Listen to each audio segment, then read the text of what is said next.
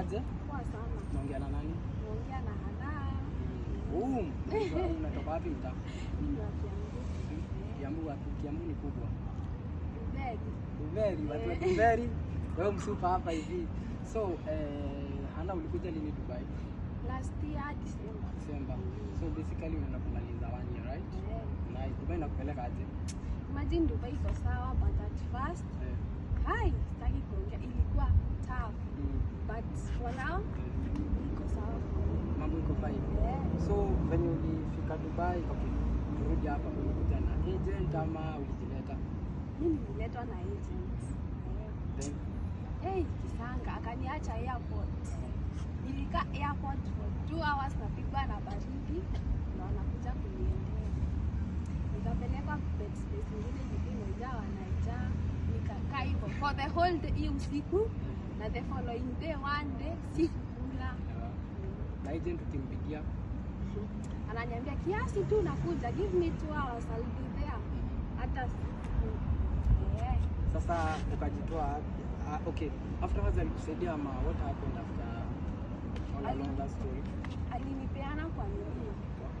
Inaita agency nyingine inachukua house mates. Sasa kaniambia nimekupeana huko, sasa wao ndo watakuangalia.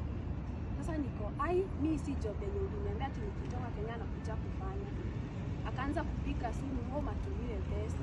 Namuuliza pesa ni za nini? Nikajaribu kumexplainia mimi hata niko njaa sijakula. Hasikii. Ananiambia wewe enda na hao watakusort.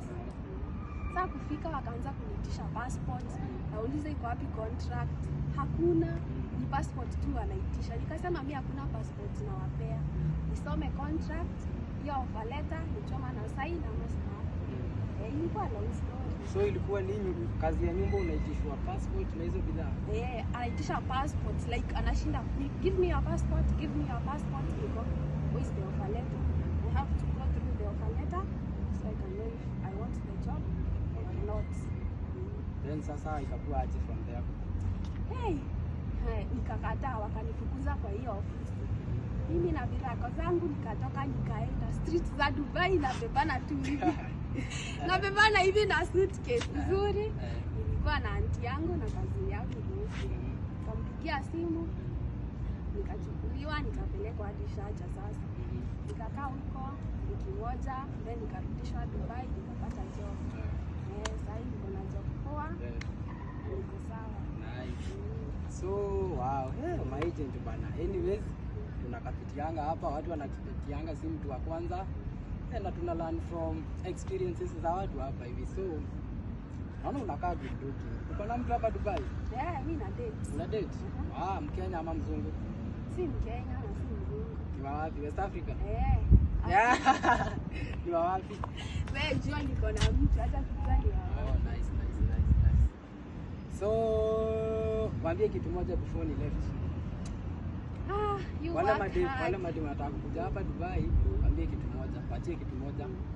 Ni kama hiyo ndo unataka kukuja, wewe kuja, lakini usiletwe na agent. Jilete. Book visa, ticket, nini jilete. Utajitafutie job kama sasa hivi season za job. Utapata hadi job poa. Ukuje na qualifications zako, peleka drop CV. Na good to utapata job poa. Nice one. Hata